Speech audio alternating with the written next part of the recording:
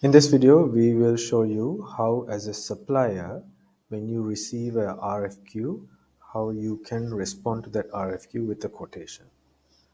So the first thing when you receive an RFQ is that you receive an email from Stockpile. The from address will be support@stockpile.lk. To make sure that these emails don't go into junk, what we suggest is that you save support@stockpile.lk in your contacts list on your email application. Or if you do check in your junk mail and see one of these emails there, mark it as not junk or not spam so that it won't be marked spam again in the future. So the first thing you'll notice is that it'll be addressed to you. In this case, we are using a Stockpile supply account for this demonstration. So that's the name we have been given. And you will see a subject in your RFQ. This is the subject that the requester or the customer has put. So they can put anything that they want. Then there will be a description. So they may include some extra information for you. So in this case, they have said it's for a project purpose. Purpose of the quote is for project purpose. Project VAT status, they have said is non-VAT. And also they have said closing quotations date is April 10th, 2021.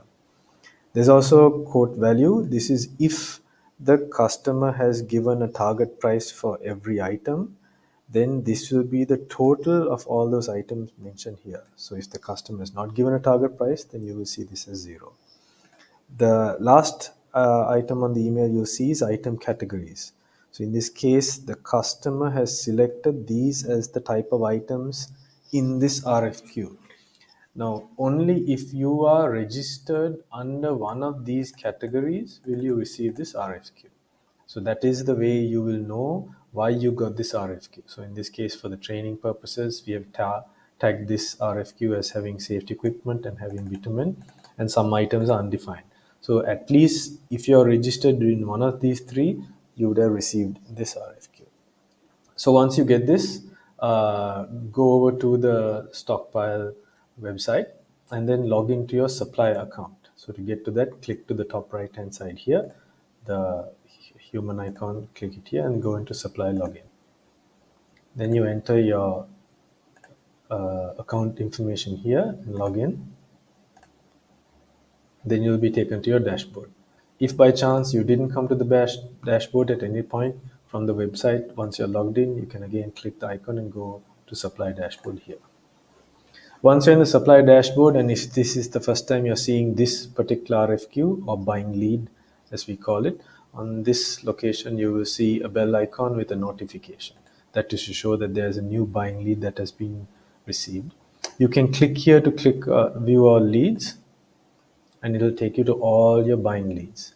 Similarly, you'll see that this is the menu icon that's selected, the menu location. It's also called buying leads. So even from your supplier dashboard, you can come there at any time and click buying leads and see all the buying leads that you have not responded to. So if at any point you have responded to a buying lead and created a quotation, it will be removed from here and it will show on the RFQs. If you have not responded to an RFQ, it will still show up under buying lead. So this is the example RFQ that we got, that we have created, and that's the one the email notification came for. So we call it training RFQ. And in this case, it's showing that it was tagged under safety equipment. Now that you're viewing here, you can see that it was posted on the 3rd of April. And also you can see who has posted it.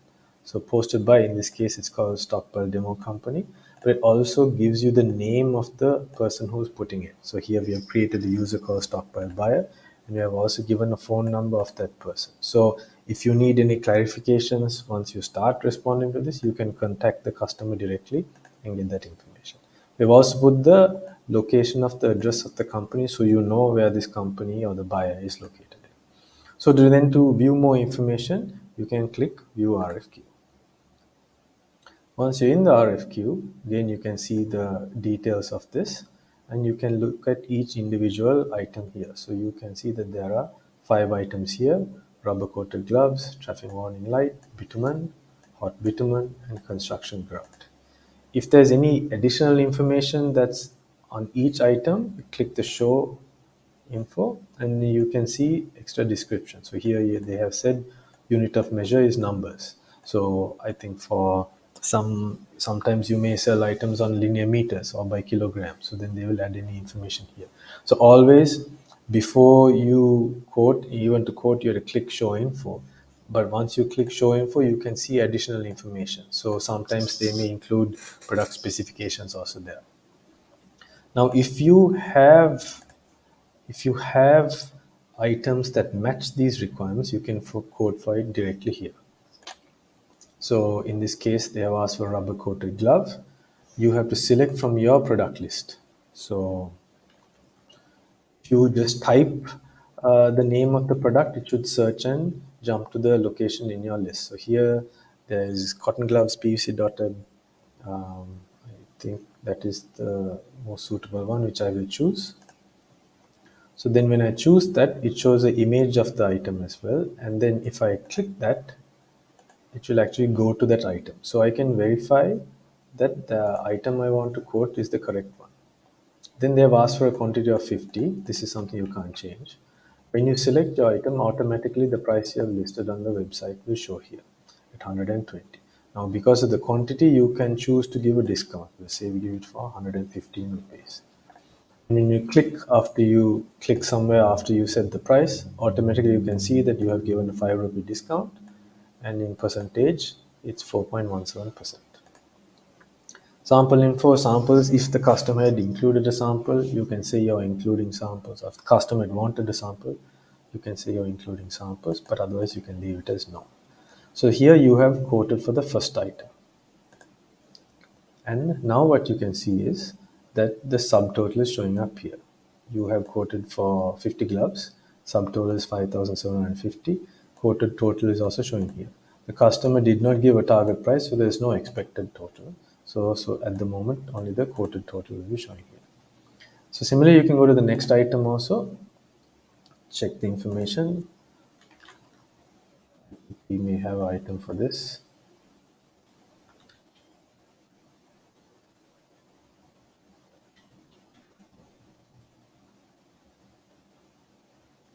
If we don't have an item, we select nothing.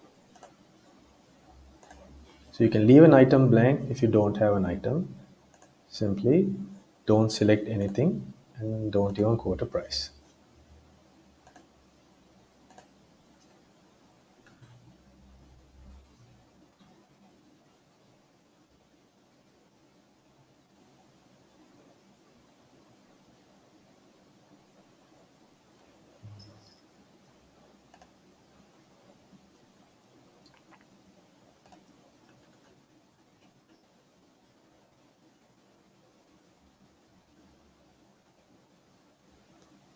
Now you can see the subtotal here has been added on to the previous subtotal.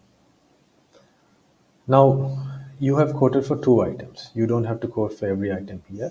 If there is an alternative product, so you have say quoted for rubber coated gloves here, but you have a better glove, you're not sure which one you want to add, you can go and add them item here as an additional item. Now, so here they have asked for rubber coated gloves, 50 rubber coated gloves. So here now, once you click add item, you'll see a new component is added here. Expand that, and you can now select gloves here. So let's see what are the other gloves that we have.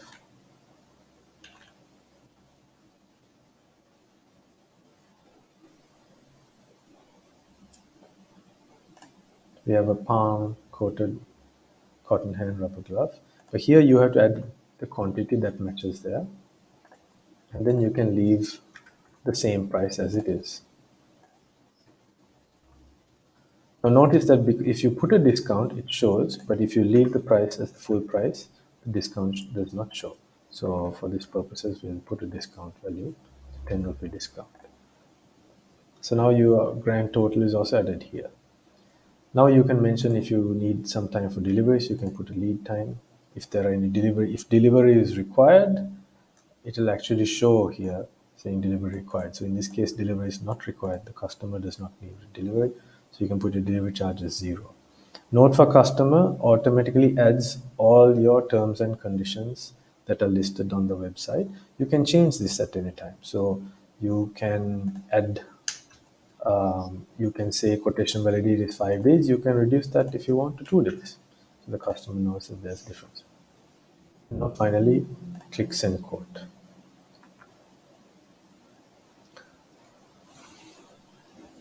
Now it automatically takes you to the RFQ component in the menu.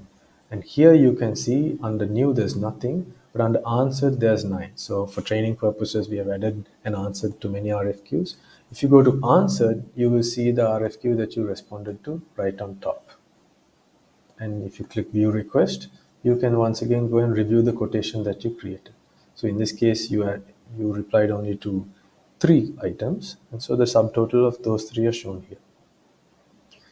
Now, if the customer responds to this, you will see the message showing up below here, and the customer can even accept this order and then proceed thereafter. If the customer has a question, they can message and you can message in return. You can also quote again, even if the customer asks for it or not. If the customer asks for a discount on an item, you can click quote again and re-quote in the same way for what you have quoted here.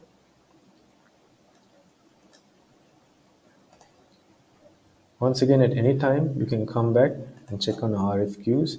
When a customer has responded to it, you will see that the customer has answered, and then you will see the item showing up under pending because the customer is expecting a response from you. You will also get an email every time that the customer responds to your RFQ, so you know what the customer needs from you.